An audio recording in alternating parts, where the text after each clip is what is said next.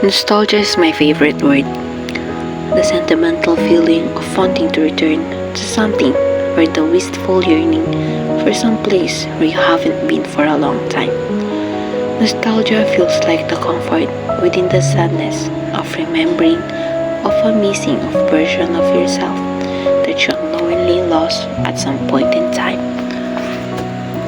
It's a bittersweet glances at the life that you once had but still keep searching for in a vintage Polaroid photo, as if it's someone else's worth that you envy.